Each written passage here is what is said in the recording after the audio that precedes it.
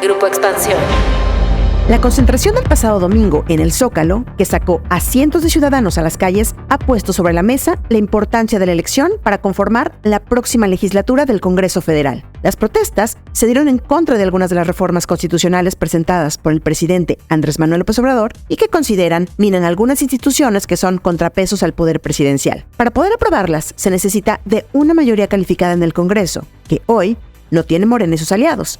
Y por ello, la elección por senadores y diputados federales el próximo 2 de junio se ha vuelto clave para avanzar o frenar estas iniciativas. Pero, ¿logrará la sociedad civil que apoyó la marcha incidir en la importancia de este voto? ¿Se concentrará en esa elección la oposición? ¿Quiénes son los políticos que buscan llegar al Congreso? De esto vamos a platicar hoy en Política y Otros Datos. Política y otros datos. Segunda temporada. La vida pública a debate. Política y otros datos. Buen jueves, bienvenidos a Política y Otros Datos. Soy Mariel Ibarra, editora política de Expansión. Hoy es 22 de febrero del 2024. Gracias por compartir su tiempo con los integrantes de este podcast. Si acaban de descubrirnos o ya tienen tiempo de escucharnos y no se han suscrito, los invitamos a que lo hagan y activen las notificaciones para que podamos avisarles cuando nuestro episodio esté listo en sus plataformas de audio. Y ya está por acá Viri Ríos y Carlos Bravo Regidor. ¿Cómo están? Buen jueves. Hola, ¿cómo están? Feliz jueves de Política y Otros Datos. Es un gusto estar aquí. Muchas gracias por acompañarnos. Hola, qué gusto estar por aquí como cada jueves en Política y Otros Datos. Pues el domingo pasado se llevó a cabo la Marcha por Nuestra Democracia. En realidad, fue una concentración que se realizó en el Zócalo de la Ciudad de México y otras 120 ciudades en el país, en donde los ciudadanos pues volvieron a salir a la calle. ¿A qué? A pedirle al presidente Andrés Manuel López Obrador que saque las manos de la elección del próximo 2 de junio. Una movilización que en principio no causó tanta expectativa, incluso me atrevo a decir que las convocatorias, no sé cuál sea su percepción, Carlos Viri, ahorita no la dirán, pero me pareció que fue o que pasó un poco desapercibida al principio y que sorprendió por la cantidad de gente que salió a la calle el domingo pasado. Los organizadores dijeron que eran 700,000. El gobierno capitalino dijo que eran 90,000. Creo que ambas cifras son desproporcionadas, pero en definitivo, un número muy importante de personas que salieron a manifestarse en contra de las reformas constitucionales presentadas por el presidente. Entre ellas, pues como ya sabemos, la electoral, la judicial, la que va por desaparecerla a los órganos autónomos y sobre todo en contra, creo, de que se tome esto como pretexto para influir en la agenda de la elección, con miras a lograr el llamado Plan C, el lograr los votos necesarios para tener la mayoría calificada en ambas cámaras, para que estas reformas que se presentaron ahora puedan avalarse sin problema en la próxima legislatura. Y justo es ahí donde queremos anclar la discusión de hoy, en dar, digamos que nuestra percepción de la marcha, sí, pero más allá de eso, en poner en dimensión la importancia de la pelea que tendremos por el Congreso, donde hoy, recordemos, Morena no tiene la mayoría calificada y por eso justamente busca tener los votos que le permitan tenerla. Así que, Carlos, coméntanos brevemente qué te pareció la marcha, ¿cómo lo ves tú? ¿Logrará prender este movimiento nuevamente como para así disputarle curules, escaños al presidente para frenar sus reformas? Pues miren, yo también, Mariel, estaba como tú. Yo era un poco escéptico sobre sobre el potencial de esta movilización. No veía yo un contexto similar al de las otras dos movilizaciones previas.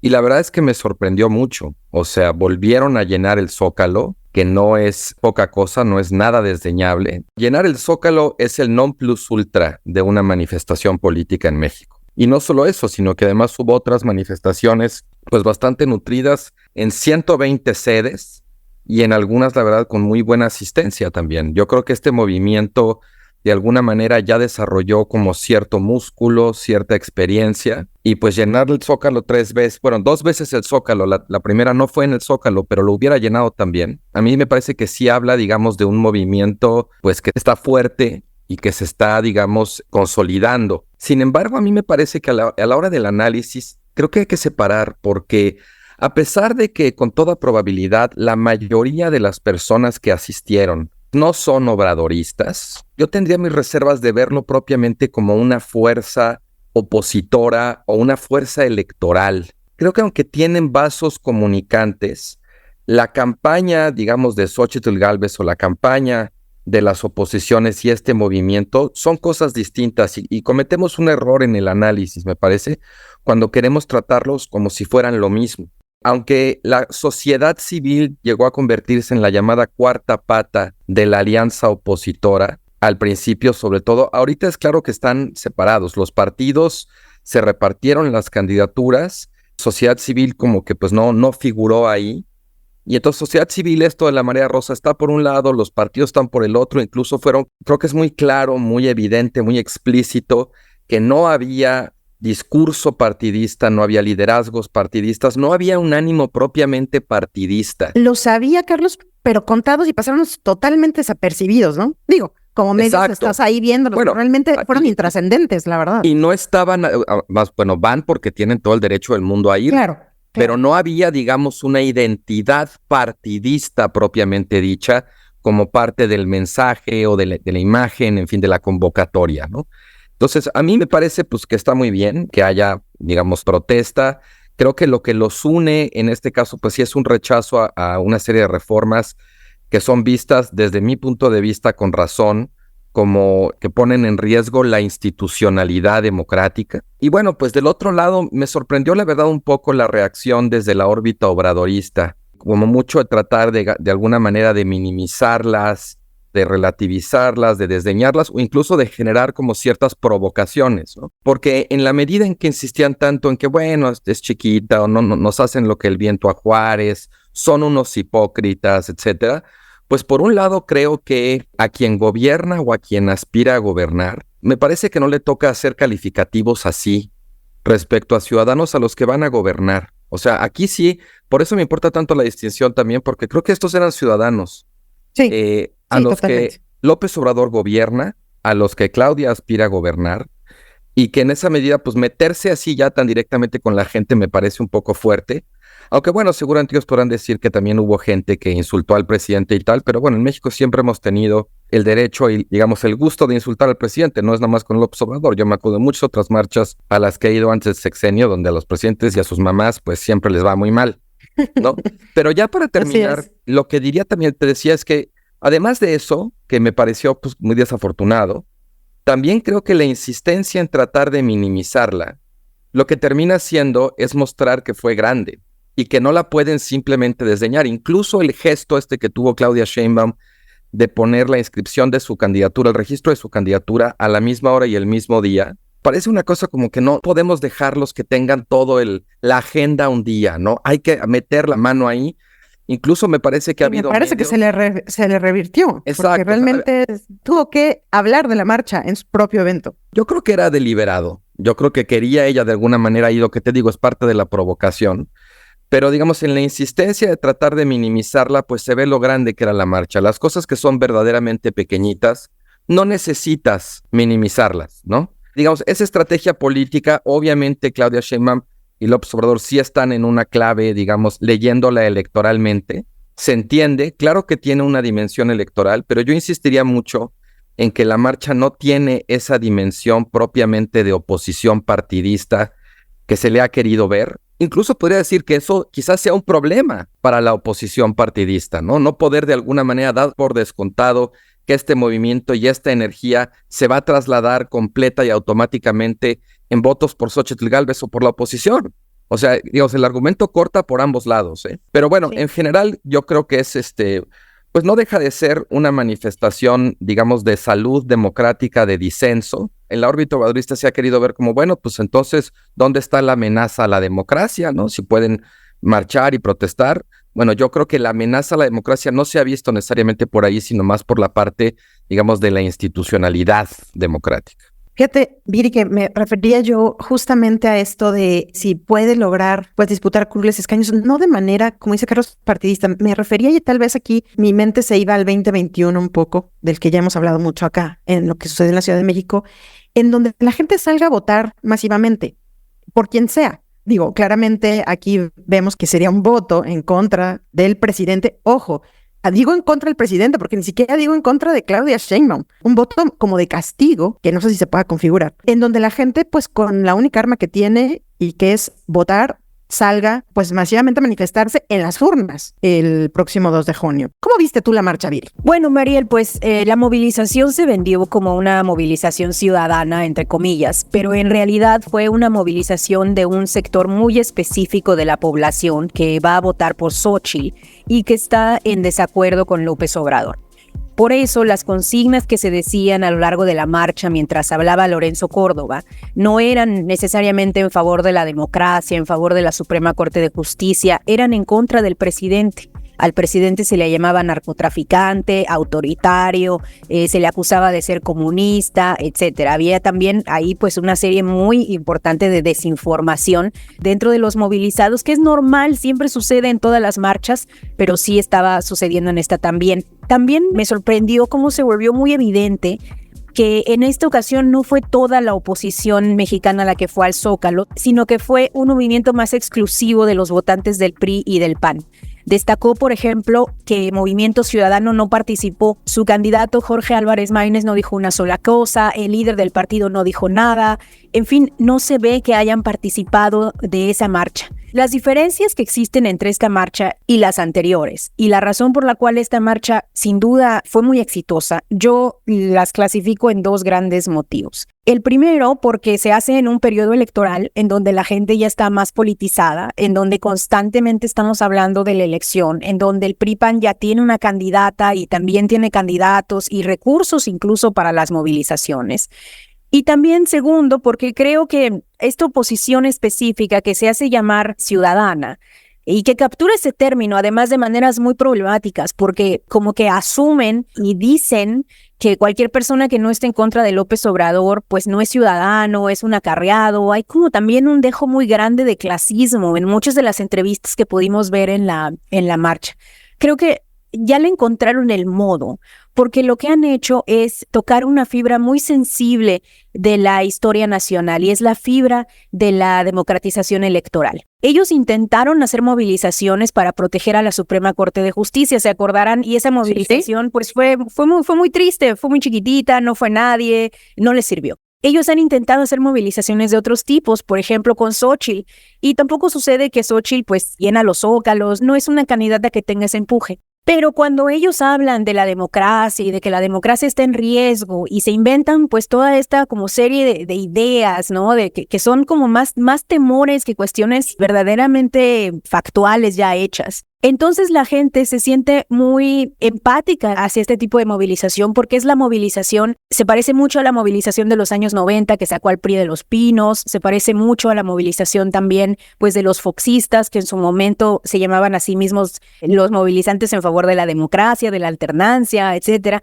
Entonces, en efecto, esta marcha pues jala a un constituency adicional que además interesante porque es un constituency ya bastante viejo, se ve una marcha como de gente un poco más grande, con sus familias y todo, pero no se ve una marcha de gente joven. Y, sí, es cierto, bueno, luchando por esta bandera, ¿no? Que sucedió hace, ¿qué nos gusta? 30 años, 25 años, y creo que en parte por eso les cuesta tanto trabajo hablarle a alguien que no esté dentro de eso, hablarle a alguien que no esté convencido de que López Obrador es un narcotraficante, es un autoritario o es un comunista, y realmente pues atraer a esta marcha a más gente, ¿no? Atraer, no a más gente porque creo que son exitosos con su tamaño, pero a gente más diversa, ¿no? A la gente que quieren convencer de votar por Xóchitl. Pero aquí me parece que el tema del Congreso va a ser clave la pelea que se dé, pues justamente para poder llegar a tener los números en el Congreso que les permita a Morena salir adelante con estos paquetes de reformas que, bueno, nada más recordar aquí que Claudia Sheinbaum ya hizo suyas esas reformas, ya están o se van a presentar como parte de su proyecto de nación, que sí son importantes y que, como hemos platicado aquí en otros podcasts, hay algunas que sí son muy preocupantes y que sí están hechas para quitarle peso o contrapeso a la figura presidencial, o que no tenga contrapesos, más bien, la figura presidencial. Solamente para dar un dato, nada más recordar que el presidente, quien quiera que este sea, requiere de 2/3 partes del Congreso, pero ahorita mismo no cuenta con los votos necesarios. En la Cámara de Diputados, Morena y los partidos aliados cuentan con 273 votos de los 334 que se requieren para la mayoría calificada, y en el Senado solo tienen 71 de los 84 que se necesitan. Entonces, el plan C del presidente sigue adelante Entonces, ¿cómo vamos a ver la contienda ahí? Porque me parece que, aunque todos los reflectores evidentemente están en la presidencia, por abajo de la mesa, esta va a ser la gran lucha. No sé cómo lo ven ahí, Carlos. Sí, completamente de acuerdo. Yo creo que, digamos, más allá del oxígeno que succiona en términos de cobertura mediática, de interés público, incluso día de morbo político, la contienda presidencial, en el Congreso es realmente en donde se va a jugar la posibilidad del plan C, ¿no? Finalmente es donde se aprueban o no las reformas, aunque también creo que frente a nuestras narices se ha desarrollado una suerte de plan D, que tiene que ver con pues el nombramiento de un siguiente ministro a finales de año, me parece, ¿no? Donde pues ya si es un ministro más proclive hacia el obradorismo, pues ya tendrían suficientes votos para simplemente que los mecanismos de control constitucional que requieren una mayoría calificada de los ministros pues no se alcancen, ¿no? O sea, ahí se podría abrir una vía para poder modificar la Constitución por abajo, ¿no? Por la vía legal, con mayorías mucho menores que la constitucional, que requiere una reforma de la Constitución, y la Corte no tendría capacidad de echarla abajo, pues por la correlación de fuerzas que habría en su pleno. Pero bueno, volviendo a tu punto, Mariel, en efecto, creo que el Congreso yo hasta me atreví a decir que es más importante cómo queda el Congreso que quién gana la presidencia, porque en el Congreso pues está esa llave legislativa y también el Congreso tiene en muchos sentidos un papel muy importante en términos de la gobernabilidad. Yo creo que la pregunta en realidad es si Morena va a lograr, por un lado, la mayoría constitucional o no, y si no, pues la mayoría absoluta. Las encuestas que yo he visto hasta ahorita indican que pues sí puede ser que gane la mayoría absoluta, pero por el momento no parece que esté muy cerca de ganar la constitucional, aunque la nueva estrategia que anunció Mario Delgado de no ir en alianza, en coalición con el Partido Verde y con el Partido del Trabajo, sino ir separado y de ese modo tratar de capturar sobre todo más senadurías, es decir, que un partido de la coalición se llevara las senadurías, digamos, de primera fuerza y otro partido de la coalición se llevara las senadurías de segundo lugar, pues eso a lo mejor los acerca un poco más a la mayoría constitucional. Creo que también es interesante ver los nombramientos, los anuncios que han hecho los partidos, las coaliciones de sus listas, tanto de diputados como de senadores, muy interesante. Y bueno, y discutir un poco pues los perfiles y qué nos anticipan en términos de pues por dónde van a venir los tiros en la próxima legislatura, ¿no? ¿Cómo estás viendo tú la batalla por las curules, por los escaños, Virías, el 2 de junio? Bueno, sin duda es más importante ganar la presidencia que el Congreso. De eso, pues, no hay duda en un sistema presidencial como el nuestro.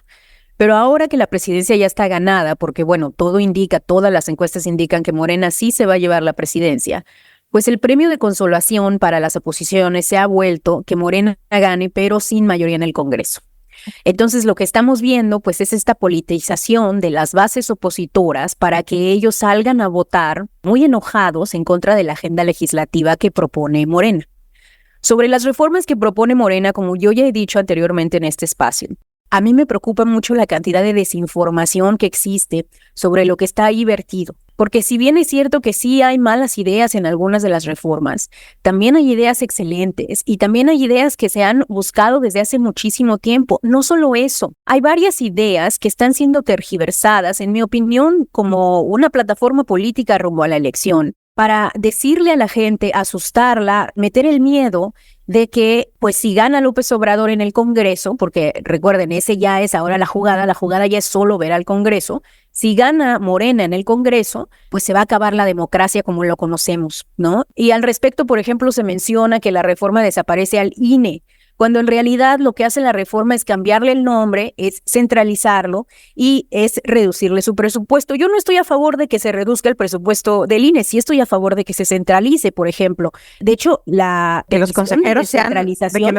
una demanda que existía hace mucho tiempo entre expertos, pero votados, que ahora por razones políticas pues ya está de moda desaparecer, ¿no? Pero no, lo que se dice es que él quiere desaparecer el INE, quitarte tu credencial de elector, dejarte sin poder votar. Otro ejemplo de esta desinformación y de esta exageración hiperbólica que existe entre estos manifestantes es que dicen que la reforma va a eliminar a los organismos autónomos, cuando en realidad lo que la reforma hace es que los vuelve parte de la función pública federal.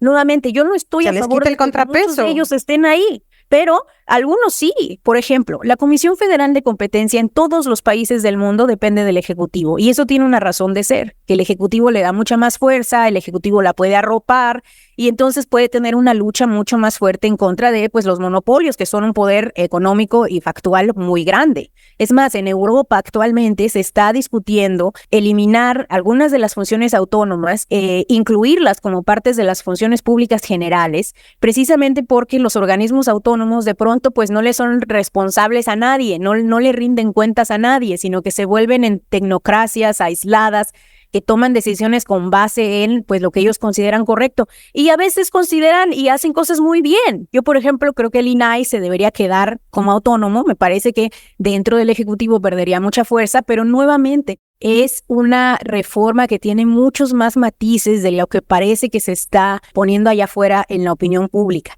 Y luego está otro tema que dicen que se va a destruir a la Suprema Corte de Justicia porque se van a elegir a los jueces y a los ministros por voto popular. Esa es la propuesta de López Obrador. Y bueno, yo no estoy de acuerdo con eso, no me ha gustado, lo hemos dicho aquí, las razones. La razón principal es que muy probablemente los jueces van a quedar capturados no por Morena, sino por el poder económico de este país. Es decir, aquí como que Morena ni siquiera entiende cuáles van a ser los resultados de su reforma, porque no se van a beneficiar ellos, se van a beneficiar los ricos.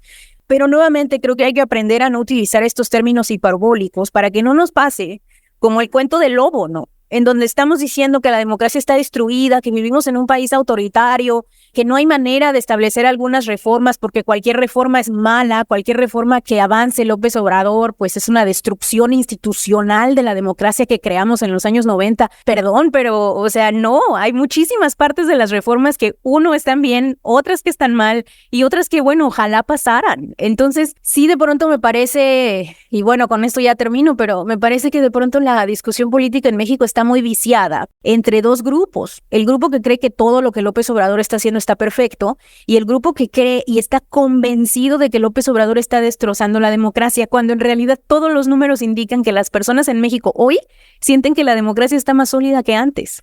Creen que las instituciones, tienen más confianza en las instituciones, sobre todo en la institución del Ejecutivo y en todo lo relacionado con los poderes federales hoy que antes. Entonces, como que otra vez siento que los manifestantes están muy fuera de tono, como que solamente se hablan entre ellos y han dejado de tener sensibilidad respecto a realmente qué piensa la gente. Sí, Viri, yo creo que justo el tema de las propias campañas nos lleva mucho a eso, ¿no? A que de uno y otro lado se digan medias mentiras, medias verdades.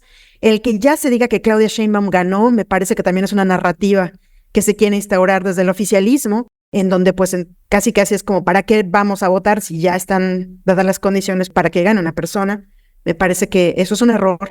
Y también me parece justo importante que podamos platicar de lo que sí es, ¿no?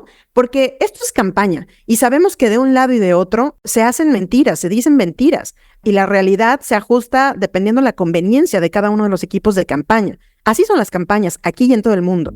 Ahora, pasemos un poquito a lo que decíamos. ¿Quiénes son esos soldados que van a ir a luchar por los votos, por las curules, por los escaños al Senado? A ver, perdón, yo no sé si pudieron ver las listas. Está lleno en todos los partidos de aquello que se llama la vieja política. Hay muy poca gente joven de todos los vicios de toda la vida en todos los partidos.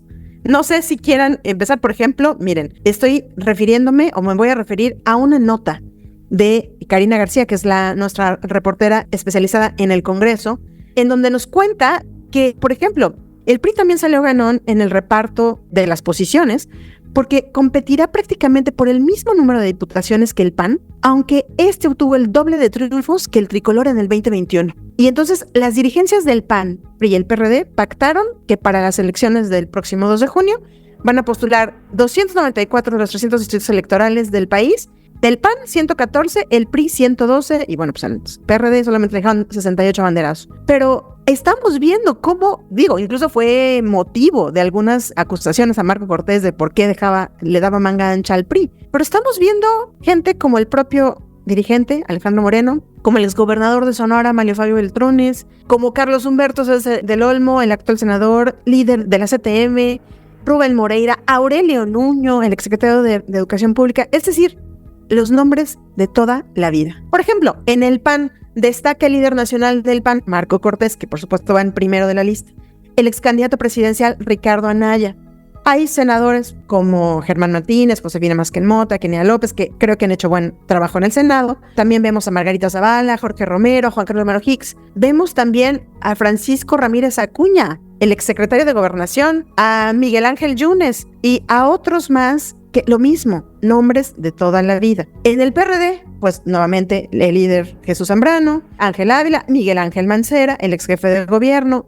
Y bueno, MC, que se dice evidentemente muy desligado de la vieja política, pues no lo es todo. También evidentemente aquí, pues está el hijo de Dante Delgado, está Luis Donaldo Colosio, el actual alcalde de Monterrey, está Alejandra Barrales y Sandra Cuevas, que fue lo último que nos enteramos que van por el Senado en la Ciudad de México, y pues están también priistas a los que les ha abierto la puerta, como Claudia Ruiz Massieu, la actual senadora, y el exgobernador de Yucatán, Ivonne Ortega, que bueno, ella ya tiene un rato militando en MC. Rápidamente Morena, vemos nombres como Dolores Padierna, Ignacio Mier, el actual coordinador de los diputados, quien no obtuvo la candidatura por Puebla y que se le da en el Senado. Tony Gali, no sé si se acuerdan de Tony Gali, el hijo del gobernador de Puebla, y pues Luis Miranda, también hijo de Luis Miranda Barrera, uno de los hombres más cercanos al expresidente Enrique Peña Nieto en su momento. Y bueno, evidentemente Manuel Cota, hijo del exgobernador, Roberto Albores Gleason, es decir, muchos nombres también, pues de gente de toda la vida, no solo de Morena, evidentemente, porque Morena tiene poco de haberse creado, gente de muchos partidos metidos ahora ya en Morena. A ver, ¿qué les dicen estos nombres y por qué? Digamos que los partidos, evidentemente, es claro que no ha habido un relevo generacional y que en las listas que vemos para el Senado y para la Cámara de Diputados, pues ahí están los mismos de siempre. Mira, varias cosas, Mariel, Viri. Yo de entrada diría, como comentaba en mi columna expansión esta semana, que la verdad es que esta definición de las candidaturas pues demuestra que en todos los partidos, pero de verdad en todos, hay una cuota de impresentables, ¿no? ¿Qué son los impresentables? Bueno, pues personajes con muy mala reputación o que han tenido un muy mal desempeño en sus cargos anteriores, que se han visto involucrados en grandes escándalos, o también como figuras que no tienen una trayectoria propia y solo están ahí pues por ser parientes de algún ahí potentado mandamás, que han cambiado de partido como de ropa interior y que hoy militan convencidísimos en causas o grupos que ayer despreciaban con la misma convicción. Entonces, bueno, pues el catálogo la verdad es amplio y la categoría bastante inclusiva. A mí me parece que esto de alguna manera nos muestra de entrada que el discurso, digamos, de la superioridad moral o de la autoridad moral, pues ya está completamente desgastado. O sea, teniendo impresentables como los que todos tienen, nadie puede decirse superior a los demás, mejor, la nueva, la vieja política. O sea, muchos de esos intentos por presentarse de una cierta manera como más virtuosos o con una mejor imagen ante los ojos del electorado, pues caen por su propio peso. En efecto, me parece que lo dices muy bien, estamos ante una manifestación muy evidente de pues una falta de circulación de las élites en todos los partidos. Esto es un fenómeno estructural, no es de uno o de otro.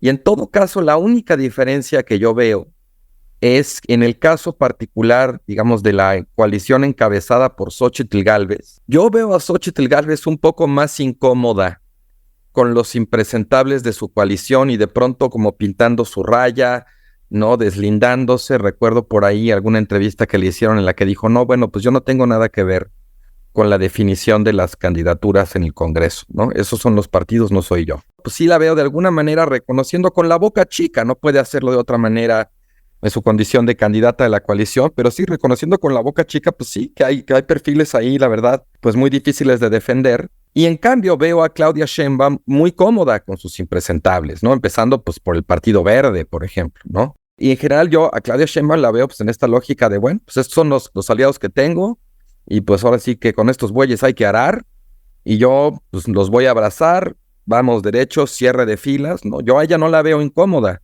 con esos impresentables. Son dos maneras de hacer política, son dos estrategias, pero pues no deja de ser, insisto, una señal de lo de la clase política. Yo no pondría tanto el énfasis en el tema de las edades, aunque desde luego pues sí es inquietante de pronto las edades promedio, porque bueno, pues finalmente no queremos incurrir como en un criterio de discriminación por edad. También es gente que tiene mucha experiencia, para bien y para mal, ¿no? Exacto, y que de pronto para bien se o para necesitan tribunos que tengan mucha experiencia, ¿no? Sí, o sea, bueno, en temas legislativos. Además, digamos, la propia ley pone edades mínimas para ser legislador, no pone edades máximas, ¿no? Y si se renovara con gente, digamos, mayor de 40 o 50 años, pues bueno, de todos modos sería una renovación, ¿no? Digo, ya ahora sí que de lo perdido lo que aparezca. Pero bueno, pues sí, yo terminaría con eso. La verdad es que en efecto, sí estamos, no es un problema solo de México, por cierto. En Estados Unidos también se ve ahorita con estas elecciones, pues candidatos muy grandes, empezando por los propios candidatos a la presidencia. El tema de su edad es un tema de campaña. Y bueno, pues la cuestión es que los propios partidos son los que tendrían de alguna manera la llave para abrir esos procesos de renovación y son los primeros que la están cerrando. Bueno, con respecto a los impresentables, aquí me parece que lo que hace falta es una reforma estructural, que desaparezcan los legisladores y los senadores plurinominales, o que si no los desaparezca, que al menos los reduja de manera notable. Los plurinominales son espacios que están reservados para los políticos de carrera. Muchos de ellos son estos políticos, estos que tú mencionas, que serían incapaces de ganar una elección porque son tremendamente impopulares, pero que no importa porque se les regala un lugar pues muy privilegiado dentro de las listas y con eso logran llegar y logran pasar de un lado al otro, primero legisladores, luego senadores, etcétera. Hacen su carrera completa en la política sin haber sido electos en muchos casos. El principal miedo que existe ante la desaparición de los plurinominales es que las minorías que no sean necesariamente representativas. Por eso, creo que una de las partes interesantes de las reformas que se han planteado recientemente es que se plantea que no sean necesariamente electos por mayoría simple, digamos, los 300 curules de mayoría que actualmente tenemos, sino se plantea una fórmula que en realidad lo que hace es hacer que el Congreso se parezca mucho al voto general que se emitió. Es un tema un poco como complejo y no tenemos el tiempo para ir sobre eso, pero pareciera más que la reforma que se está proponiendo es simplemente que tú sí tengas que ganar una elección, pero que digamos, los asientos se asignen considerando no solamente quién ganó, sino también la distribución de otros votos y las preferencias de otras minorías.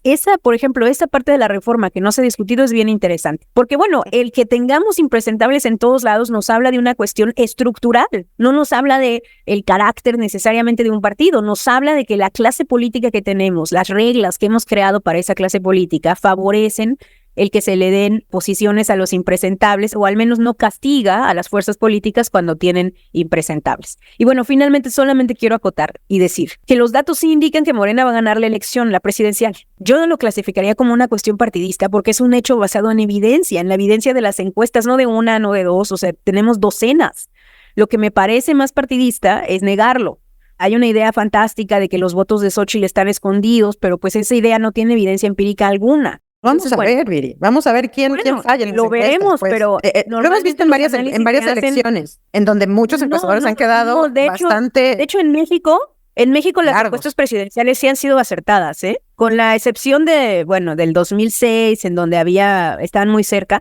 Pero si tú tienes diferencias de 15, 20 puntos, como lo que se está viendo ahorita, esas diferencias son reales, son empíricamente comprobables. Yo creo que, hay que analizar con base en los datos. Pero el mismo discurso, lo que se criticaba en 2012, que ya se estuviera diciendo que Peña Nieto ya era el ganador y que, finalmente lo fue. Nada más que con mucho menos margen que el que se pintaba en algunas encuestas. Pero vamos a ver, ya se dieron la elección y que ya con los datos veremos si realmente las encuestas están así. A ver, aquí nadie niega lo de las encuestas, que en realidad Claudia Sheinbaum va con bastantes puntos de ventaja, por supuesto.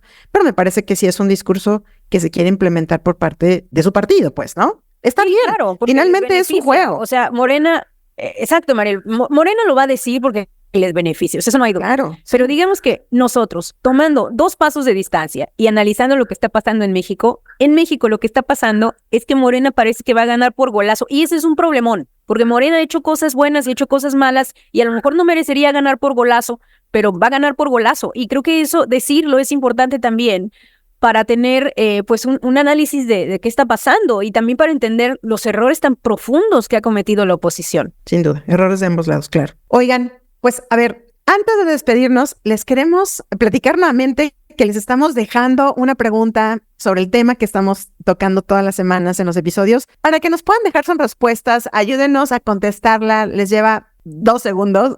También nos pueden dejar su opinión de todo lo que estamos platicando acá. Y la encuesta para esta semana sería, la pregunta para ustedes es: ¿qué tienen que hacer los partidos para irse renovando con nuevos cuadros? Y si estarían dispuestos a participar para formar una nueva clase política. A ver, ¿qué tal? ¿Qué dicen? Ojalá que nos puedan contestar la encuesta que se les dejamos aquí abajo en el link. Y la encuesta de la semana pasada, solamente para contarles los resultados. La pregunta era: ¿cómo padeces la crisis del agua? La respuesta con más votos, 43%, fue rehusando el agua en casa. La segunda fue nada, vivo a ciegas, el 19%. Ya pedimos pipas, 16%. Otra, y nos explican en los comentarios, el 14%. Y finalmente recolectamos agua pluvial con solo el 5% de las respuestas. Muchas gracias a todas las personas que participaron. Bueno, y antes de irnos, nada más les queremos agradecer todos sus comentarios que nos dejan en Spotify. Un saludo bien grande a Rodrigo, a Martín Rojas, a Joana Ventura, que nos dice que es una buena información la que manejamos, a Jorge López, a Iván González. Recuerden que nos pueden seguir escribiendo en Spotify. Por lo pronto, de verdad, muchísimas gracias por acompañarnos hasta el final del episodio. No olviden activar el botón de seguir, la campanita de notificaciones y compartir y poner 5 estrellas si este podcast les gustó. Y también recuerden que nos pueden comentar y seguir en @expansiónpolítica, en @carlosbravoreg, en @virillón_ríos y en @marielibarraef. Este podcast fue producido por Leo Luna. Cuídense mucho. Nos escuchamos en el próximo episodio. Bye, bye. Toda la información, detalles y seguimiento de los personajes políticos de México y el mundo en politica.expansión.mx. Me enteré en Expansión. Política y otros datos es un podcast de Expansión. Hey Hawk fans, even if it's been years since you graduated, the Hawkeyes are your team for life. Well, you can have a Farm Bureau agent for life. And auto, and home and business insurance. Imagine that. One insurance agent for everything. It's that simple. Former Hawkeye and All-American Mitch King can be your Farm Bureau agent for life. Call Mitch at 319-653-5428. Tell him the walk-on sent you. That's 319-653-5428. It's your future. Let's protect it. Farm Bureau Life Insurance Company, Farm Bureau Property and Casualty Insurance Company.